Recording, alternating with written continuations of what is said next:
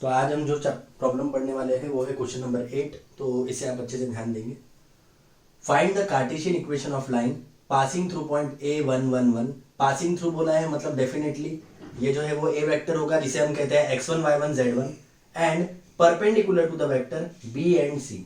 वैसे यदि परपेंडिकुलर वाले टाइप की बात करूंगा तो मैं आपको ऑलरेडी बता चुका हूं कि परपेंडिकुलर वाला जो रहता है उसे B1 और B2 कहते हैं। रूल में जब ये चैप्टर चालू हुआ था तो फर्स्ट एक्सरसाइज के पहले ही मैंने इसे B1 और B2 डिनोट किया था, लेकिन यहाँ पे B1 की जगह B वेक्टर दिया है और B2 की जगह C वेक्टर दिया है। तो आपको बोल रहा है find the Cartesian equation of line passing through the point A111। कहाँ से जा रहा है? A111 इस पॉइंट से, और परपेंडिकुलर है इस वेक्टर को और इस वेक्टर को। तो सभी अच्छे से ध्यान देंगे, बहुत इजीली हो जाएगा। तो मैं बोलूंगा ए पॉइंट आपको दिया है 111 जिसे कहते हैं x1 y1 z1। तो मैं बोलता हूं let line passes through point A whose position vector is A vector. मैं बोलता हूं कि सपोज लाइन जो है वो पास होती है पॉइंट A से जिसके पोजीशन वेक्टर क्या है? A वेक्टर है। तो मैं यहां लिखूंगा A vector equal to I plus J plus K. मैं यहाँ पे ए वेक्टर की वैल्यू लिखूंगा आई प्लस जे प्लस के। ये ए वेक्टर की वैल्यू है। इसी ए वेक्टर को कहते हैं x1 y1 z1। यहाँ आपको बोल रहा है कार्टेशियन इक्वेशन निकालना, लेकिन मैं दोनों फॉर्म में इक्वेशन निकाल देता हूं तो बहुत इजी हो जाएगा आपके लिए। अब परपेंडिकुलर बोला है बी वेक्टर और सी वेक्टर को। अब रूल के हिसाब से मैंने आपको बोला था परपेंडिकुलर b1 और b2 रहा तो b निकालते हैं b1 क्रॉस b2, लेकिन यहाँ पे b1 की जगह b वेक्टर है और b2 की जगह c वेक्टर है। तो मैं निकालूंगा यहाँ B क्रॉस C, जिसे मैं नाम दे देता हूँ कैपिटल B, या फिर कुछ मुझे और नाम देना पड़ेगा तो मैं इसे नाम देता हूँ इस बार B1 वेक्टर, क्योंकि B1 और B2 की जगह B और C दिया है और आपको सबको पता है परपेंडिकुलर में जो दो वेक्टर दिए रहते हैं उनका क्रॉस लेना पड़ता है। तो B1 क्रॉस C ले रहा हूँ, B क्रॉस C ले रहा हूँ। तो चलो अब इसका क्रॉस प्रोडक्ट निकालते हैं। क्रॉस प्रोडक्ट में क्या लिखूंगा? I J K। B vector की वैल्यू 1 2 1, सी वेक्टर की वैल्यू 3 2 -1। अब इसे सॉल्व करेंगे, ये आई कटेगा। मुझे बताइए आई कटेगा तो क्या आएगा? आई कटेगा तो आएगा 2 1 2 -1। ये देखेंगे सभी, आई कटेगा तो आएगा 2 1 2 -1। उसके बाद माइनस जे कटेगा, ये देखो जे कटेगा तो आएगा 1 1 3 -1 प्लस के वेक्टर कटेगा।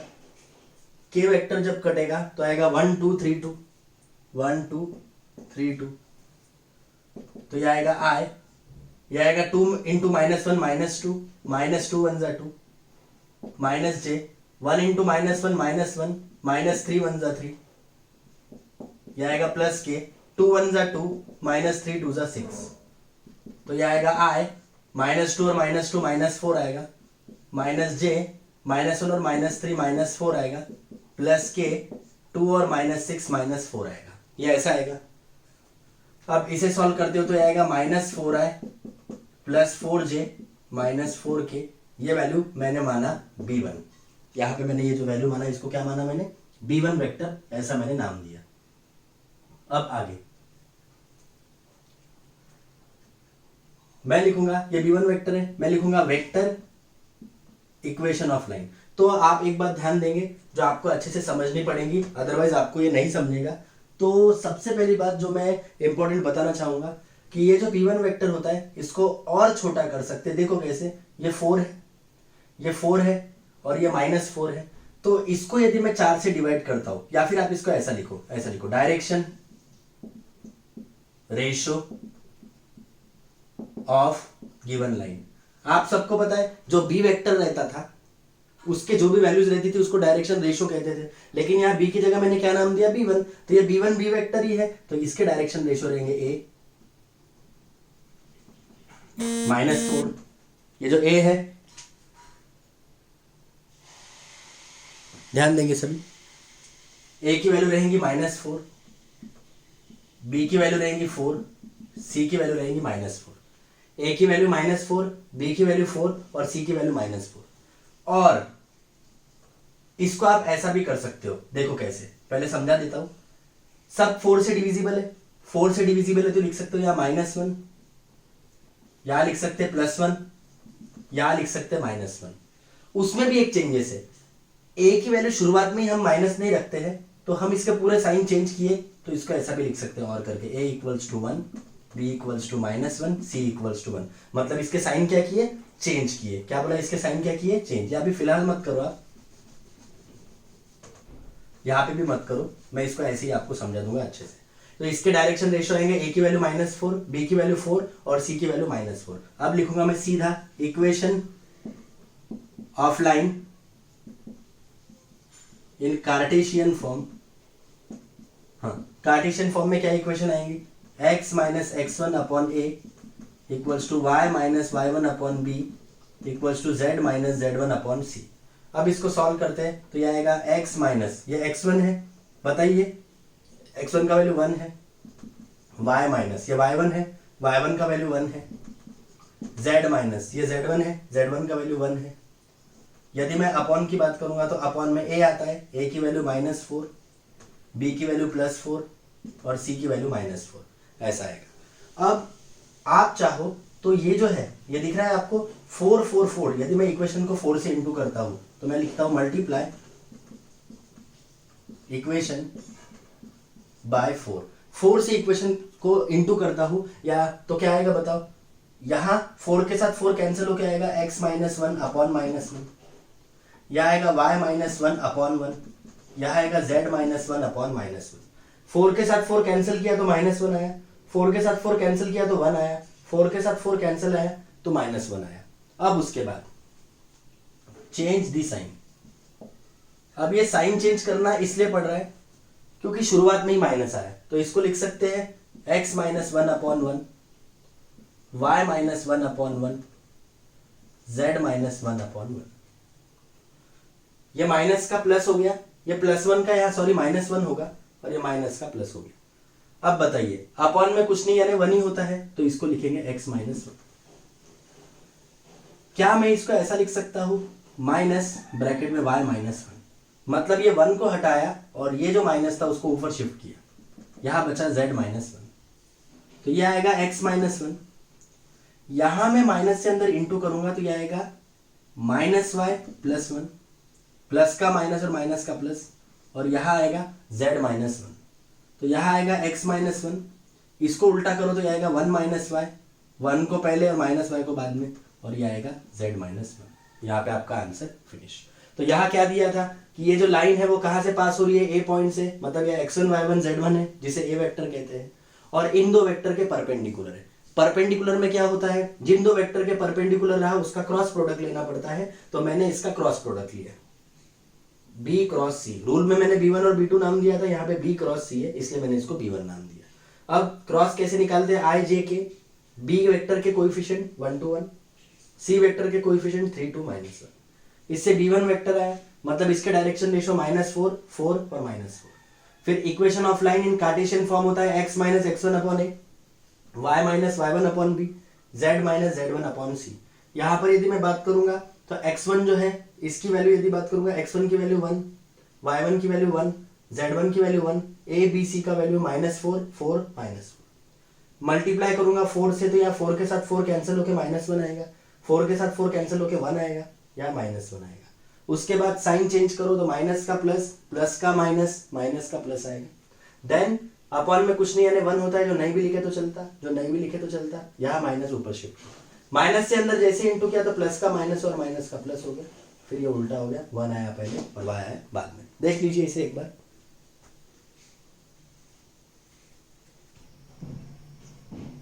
अब आप इस क्वेश्चन की तरफ ध्यान देंगे, आपको बोल रहा है find the Cartesian equation of line passes through the point 2 1 3। इस बार लाइन जो है वो कहां से जा रही है, 2 1 3 इस पॉइंट से होकर जा रही है, और उसके बाद बोल रहा है and perpendicular to this line. अब पासेस थ्रू वाला पॉइंट मतलब ए पॉइंट मिल गया, तो मैं बोलता हूं let line passes through point A. मैं बोलता हूं लाइन कहां से जाती है, पॉइंट ए से। कहने का मतलब है कि ये ए वाला पॉइंट होगा 2 1 3 जिसके कोऑर्डिनेट दिए हैं, and perpendicular to the line this and this, और बोल रहा है कि ये जो दो लाइन दी है इन दोनों के परपेंडिकुलर है। अब परपेंडिकुलर से आपको याद आता है कि उसको B1 और B2 कहते हैं। B1 पहली इक्वेशन से मिलेगा और B2 दूसरी इक्वेशन से मिलेगा। तो मैं बोलूंगा let line perpendicular to B1 vector and B2 vector, B1 vector और B2 वेक्टर। तो मुझे बताइए B1 वेक्टर क्या आएगा? B1 वेक्टर की वैल्यू आएगी, सबको पता है, इससे B1 वेक्टर मिलेगा, इससे B2 वेक्टर मिलेगा। B1 और B2 वेक्टर दोनों डायरेक्शन रेशो से प्राप्त होते हैं, तो यह आएगा I plus 2j plus 3k और B2 वेक्टर आएगा minus 3i plus 2j plus 5k। इससे आप निकालिए बी वेक्टर, जिसका फॉर्मूला रहता है आई जे के। वैसे बी वेक्टर का फॉर्मूला क्या होता है ये सबको पता है। बी वेक्टर का फॉर्मूला होता है B1 क्रॉस B2। तो आप लिखेंगे डिटर्मिनेंट आई जे के, B1 वेक्टर की वैल्यू 1 2 3, B2 वेक्टर की वैल्यू है -3 2 5। या आई काटोगे बचेगा 2 3 2 5 माइनस जे कटेगा 1 3 माइनस 3 5 प्लस के कटेगा तो यह आएगा 1 2 माइनस 3 2। उसके बाद आई 5 2 10 माइनस 2 3 6 माइनस जे 5 1 5 माइनस 3 3 9 प्लस के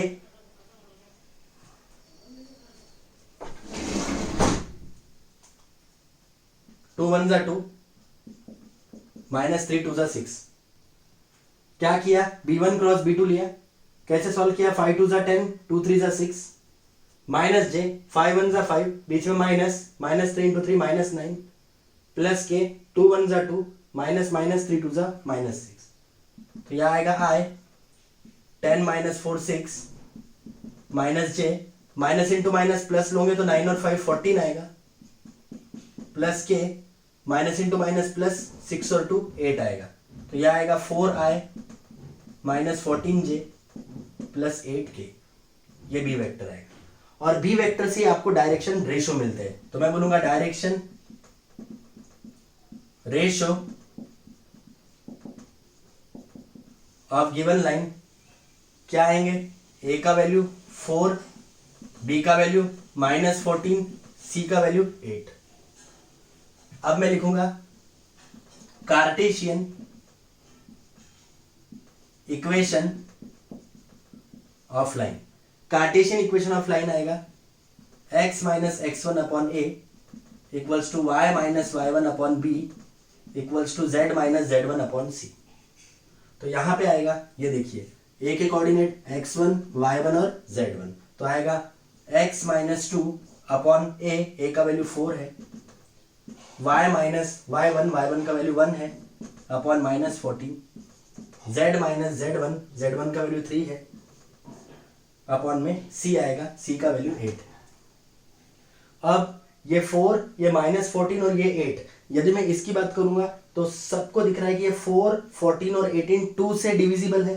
तो आप चाहे तो इस इक्वेशन को 2 से मल्टीप्लाई करो, तो 2 से मल्टीप्लाई करो, डिवाइड नहीं, 2 से मल्टीप्लाई करोगे तो क्या होगा? या तो फिर ऐसा करो कि डिनोमिनेटर को डिवाइड करो, किससे डिवाइड करो? 4 -14 और 8 से। तो इसको लिखने की भी जरूरत नहीं रहती, वो डायरेक्ट दिखता है कि जब मैंने इसको 2 से डिवाइड किया तो यह आएगा 2, यह आएगा y माइनस 1 अपॉन, इसको 2 से डिवाइड किया तो आएगा -7 और यहाँ आएगा z माइनस 3 अपॉन 4। यहाँ पे आपका आंसर फिनिश। तो लाइन जहां से पास हो रही थी उसको ए पॉइंट कंसीडर किया, परपेंडिकुलर जिसके था उसको B1 और B2 बोला। B1 और B2 के डायरेक्शन रेशियो जो रहते हैं उसके वेक्टर रहते हैं। तो B1 वेक्टर का रहेगा i plus 2j plus 3k, B2 vector का रहेगा -3i plus 2j plus 5k। फिर आएगा b का value B1 cross B2 i j k, ये B1 का वैल्यू है, ये B2 का वैल्यू है। इसको सॉल्व किया तो B वेक्टर की वैल्यू आई 4i minus 14j plus 8k। फिर direction ratio of given line बोलूंगा तो a b c आएगा, a का वैल्यू 4, b का वैल्यू -14, c का वैल्यू 8 आएगा। फिर कार्टेशियन इक्वेशन निकालना, देख लीजिए।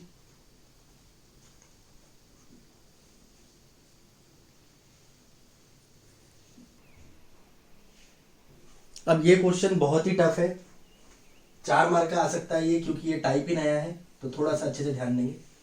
Find the vector equation of line passes through origin. Vector equation बोला है जो ओरिजिन से जाना चाहिए। अब ओरिजिन से जाना चाहिए इसका मतलब ये ए वेक्टर हो गया, 0 0 0 कोऑर्डिनेट रहेंगे इसके, and intersect the line x minus Y equal to Y minus 2 equals to z minus 3 at right angle. इस लाइन को 90 डिग्री पे इंटरसेक्ट करने वाला और ओरिजिन से जाने वाला वेक्टर इक्वेशन ऑफ लाइन निकालना है। तो मैं कार्टेशियन इक्वेशन ऑफ लाइन की हेल्प से सॉल्व करने की कोशिश करूंगा। तो मैं बोलूंगा सुनो, equation of line passes through origin and having direction ratio a b c r। ऐसा इक्वेशन ऑफ लाइन जो पास होता है ओरिजिन से और जिसके direction ratio A B C होते हैं वो होता है x upon A, y upon B, z upon C. इसको दीजिए इक्वेशन नंबर 1। मैं इसका पूरा डिटेल एक्सप्लेनेशन देता हूं। मैं इसको कार्टेशियन फॉर्म की हेल्प से सॉल्व करूंगा, तभी ये बहुत अच्छे से सॉल्व होगा। ध्यान देंगे यहां मैंने क्या किया, ऐसा इक्वेशन जो ओरिजिन से जा रहा है। वैसे generally Cartesian equation of line क्या होता है? Generally Cartesian equation of line होता है x minus x1 upon A, y minus y1 upon B, z minus z1 upon C. तो a b c आया, सिर्फ माइनस x1 माइनस x2 और minus y1, minus x1 minus y1 और minus z1 यहां से missing है। कारण ये लाइन कहां से जा रही है? ओरिजिन से जा रही है। और सबको ये बात बहुत अच्छे से पता होंगी कि ओरिजिन के कोऑर्डिनेट्स रहते हैं 0 0 0। ओरिजिन के कोऑर्डिनेट्स क्या रहते हैं? 0 0 0। तो ओरिजिन के कोऑर्डिनेट यदि 0 0 रहते हैं मतलब x1 y1 z1 जो है उसकी वैल्यू 0 0 0 होती है, या x1 की वैल्यू 0, y1 की वैल्यू 0, z1 की वैल्यू 0। तो जहां x माइनस x1 अपॉन ए आता था वह आएगा x माइनस 0 अपॉन ए, और 0 का कोई मीनिंग नहीं है, मतलब x upon A equals to y upon B equals to z upon C. इसको दिया मैंने इक्वेशन नंबर 1। और बोल रहा है इस लाइन को इंटरसेक्ट करता है कहां पर? At right angle. Right angle मतलब कितना? जो 90 डिग्री का एंगल बनाता है। तो बहुत इजी है, थोड़ा समझ लेंगे। आपको लाइन कौन सी गिवन है? x minus 1, y minus 2, z minus 3, ये लाइन गिवन है। तो मैं इसको लेट p एज्यूम करता हूं।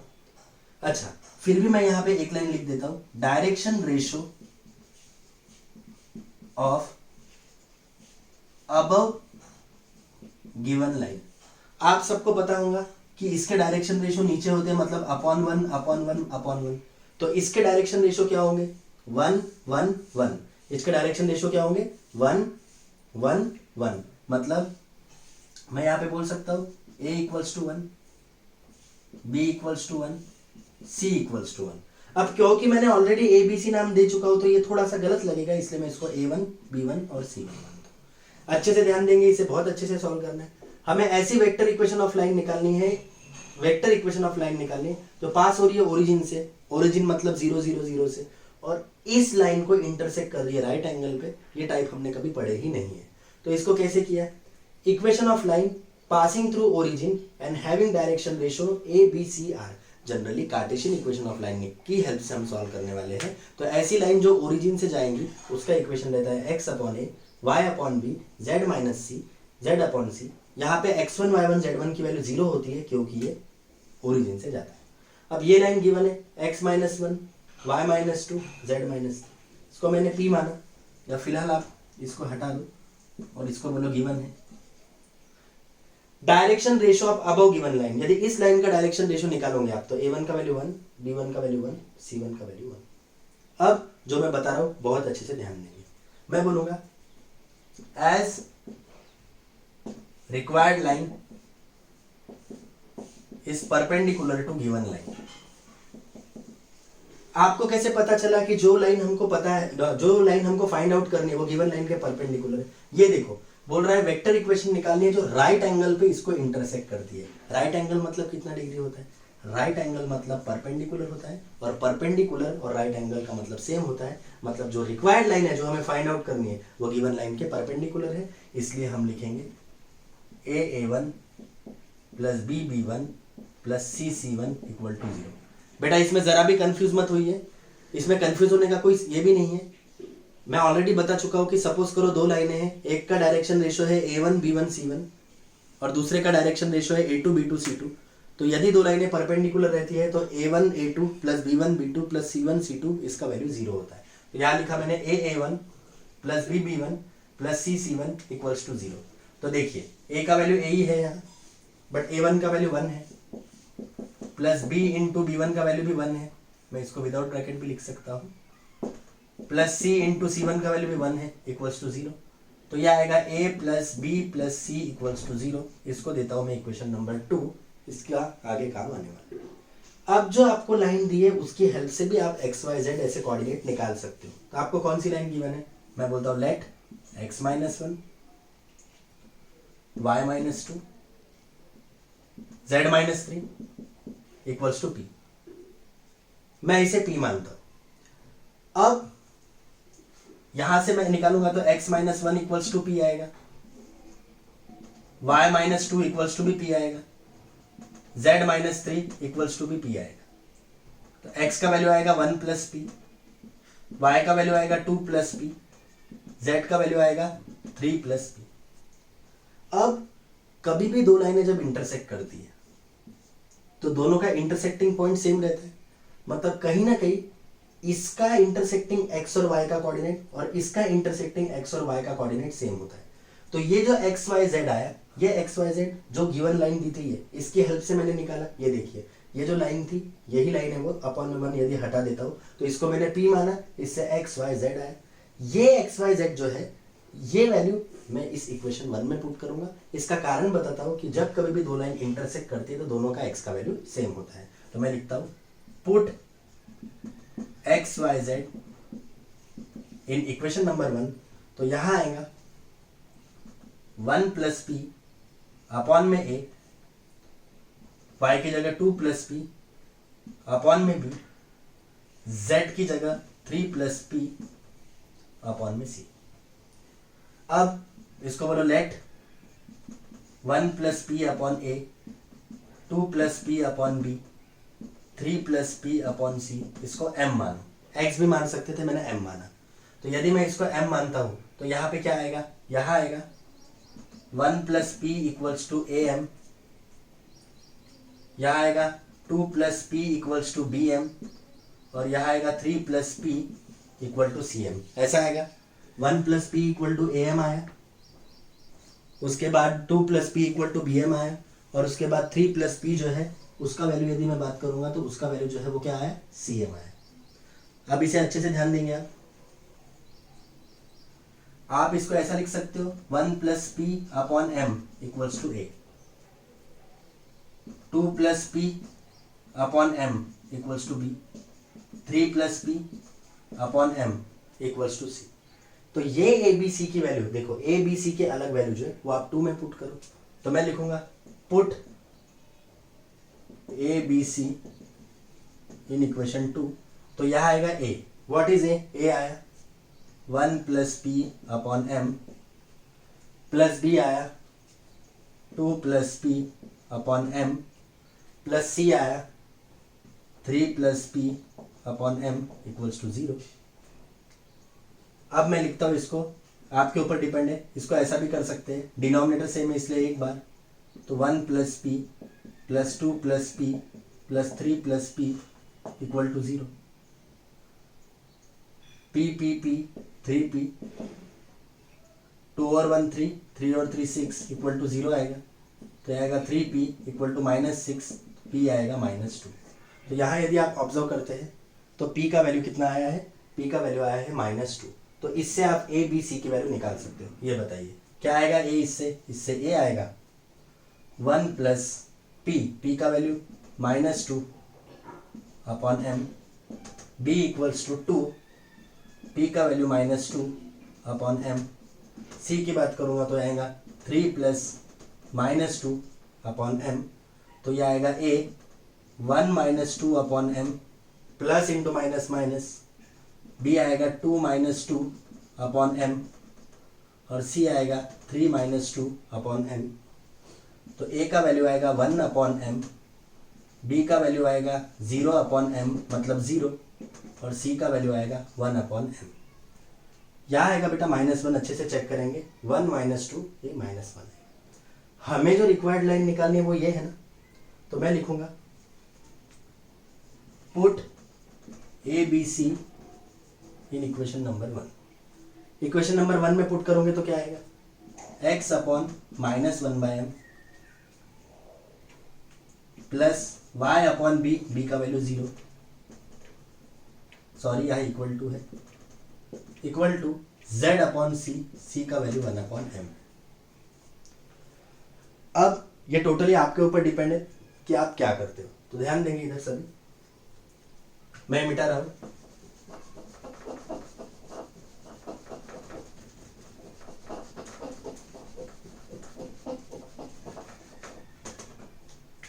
अपॉन के नीचे अपॉन में रहा तो ये ऊपर जाता है, तो ये आएगा -mx अपॉन 1, नोट करेंगे, ये आएगा y अपॉन 0 ही आएगा, और ये आएगा mz अपॉन 1। अब ये टोटली आपके ऊपर डिपेंड है, मैं लिखता हूं multiply denominator,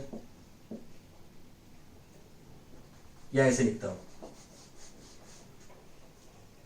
divide equation by m। m को किससे डिवाइड करो, इक्वेशन को किससे डिवाइड करो, m से, तो आएगा -mx upon m, y upon m into 0, mz upon m। आप चाहो तो इसको ऐसा भी लिख सकते हो m इंटू 1, m इंटू 1। इसको भी m से डिवाइड किया, यानी इसको अपॉन m लिखा, अपॉन m, लेकिन साथ में 0 1 और m के साथ m कैंसिल, तो आएगा x upon -1, y upon 0, m के साथ m कैंसिल, z अपॉन 1। तो अब ऑब्जर्व करो यहाँ पे x1 y1, ये देखो x1 का वैल्यू है 0, y1 का वैल्यू जो है वो भी 0 है, z1 का वैल्यू भी 0 है, क्योंकि इक्वेशन होता है x माइनस x1, x1 नहीं है मतलब 0 है, y माइनस y1 0 है, z माइनस z1 0 है। अच्छा, a का वैल्यू -1, b का वैल्यू 0, c का वैल्यू 1।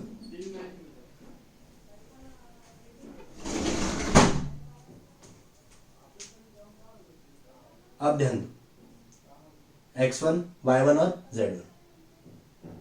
अब ध्यान दो सभी, ये a b और ये c।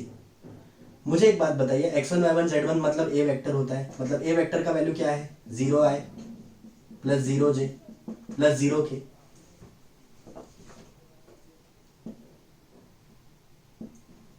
b वेक्टर किससे बनता है, a b c से, तो यह आएगा -i प्लस 0j, छोड़ रहा हूं, प्लस k, ऐसा आएगा। तो अब यदि मैं इसे सॉल्व करता हूं,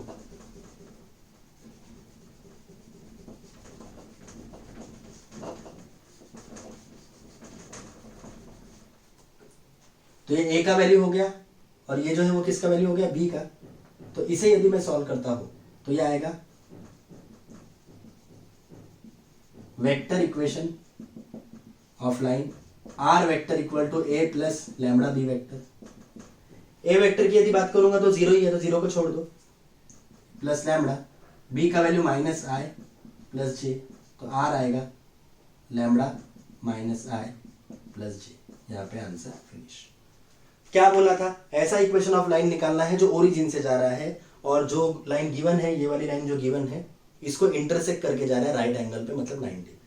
तो मैंने बोला, मैं स्टार्टिंग बता देता हूं, मैंने बोला था vector equation of line passing through origin, है ना, and having direction ratio a b c, वो होता है x upon a, y upon b, z upon c। यहाँ x1 y1 z1 लेना ही नहीं पड़ता, क्योंकि ओरिजिन से जा रहा है, मतलब x1 y1 z1 0 होगा। उसके बाद ये लाइन गिवन थी, इसका डायरेक्शन रेशियो पता चल गया a b c है, और इस लाइन जो कि गिवन है इसका डायरेक्शन रेशियो 1 1 1, इसको बोला a1 b1 c1। अब रिक्वायर्ड लाइन जो है, मतलब जो लाइन हमको आवश्यक है, वो लाइन गिवन लाइन को क्या है, परपेंडिकुलर। तो परपेंडिकुलर में होता है a1 a2 plus b1 b2 plus c1 c2 equals to 0। तो यहाँ a1 का वैल्यू a है, a2 का वैल्यू a1 है, तो लिखूंगा a a1 plus b b1 plus c c1 equals to 0, यानी a into 1 plus b into 1 plus c into 1 equals to 0। तो a1 जा ये आएगा, b1 जा b आएगा, c1 जा c इक्वल टू 0। इसको दिया इक्वेशन नंबर 2। फिर ये जो लाइन गिवन थी इसको मैंने p एज्यूम किया, तो इससे x minus 1 equals to p आया, y minus 2 equals to p आया, z minus 3 equals to p आया। इससे x का वैल्यू आएगा 1 प्लस पी, y का वैल्यू आएगा 2 प्लस पी, z का वैल्यू आएगा 3 प्लस पी। फिर मैंने पुट किया x y z इस इक्वेशन में, तो यह आया 1 plus P upon A, y का value 2 plus P upon B, z का वैल्यू देखेंगे यहाँ पे तो 3 प्लस पी अपॉन सी। फिर मैंने इसको m माना तो यह आया ए एम, ये देखिए 1 plus P equals to A M, 2 plus P equal to B M, 3 plus P equal to C M. इससे a आया 1 plus P upon M, 2 plus P upon M, 3 plus P upon M. फिर ये जो ए B सी का value आया ये मैंने put किया इक्वेशन नंबर 1 में, तो x upon 1 plus P upon M, वो भी नहीं, इसमें भी पुट नहीं किया। सबसे पहले मुझे p का वैल्यू डायरेक्ट मिल सकता था, इसलिए ये वैल्यू मैंने इस 2 में पुट किया। ये देखो a का वैल्यू पुट किया 1 plus P upon M, plus b का वैल्यू पुट किया मैंने, ये वाला b का वैल्यू है यहाँ पे पुट किया 2 plus P upon M, plus c का वैल्यू है 3 plus P upon M. Denominator से मैं तो एक बार लिखा, फिर यहाँ 3 p थे तो यहाँ 3p लिखा, 1 प्लस 2 3, 3 प्लस 3 6 लिखा, 0 इंटू एनीथिंग 0 लिखा, प्लस 6 इधर जाएगा तो माइनस 6 आएगा, 1 जा 2 जा मतलब 2 आया। फिर ये p का वैल्यू -2 आया, ये यहाँ पुट किया, यहाँ पुट किया, यहाँ पुट किया, तो इससे a b c आया। a का वैल्यू आया -1/m, b का वैल्यू आया 0/m, c का वैल्यू आया 1/m। अब ये वैल्यू जो है a b c के, जो हमको मेन इक्वेशन निकालनी है उसमें पुट किया, तो इसमें पुट किया। a का वैल्यू ये देखेंगे यहाँ पे, ये यहाँ पुट किया हो इक्वेशन नंबर 1 में, a का वैल्यू -1/m, b का वैल्यू 0, c का वैल्यू 1/m। 1/m उल्टा होके m आएगा, नीचे 1, ये y अपॉन 0 है, वो 1/m यहाँ पे m होगा। डिवाइड किया डिनोमिनेटर को m से, into m into m into m, m cancel, m cancel, 0 into anything 0, minus को नीचे शिफ्ट किया। तो सबको पता है यहाँ x1 y1 z1 0 है क्योंकि ओरिजिन से जा रही थी, और a b c का वैल्यू ये है, मतलब a वेक्टर का वैल्यू ये आएगा 0i plus 0j plus 0k, जिसका कोई मतलब नहीं होता, और b वेक्टर आएगा -i plus k। Vector equation of line होता है r vector equal to a plus lambda b, ये a वेक्टर का वैल्यू है, प्लस लैम्बडा ये b वेक्टर का वैल्यू। देख लेंगे इसे प्लीज।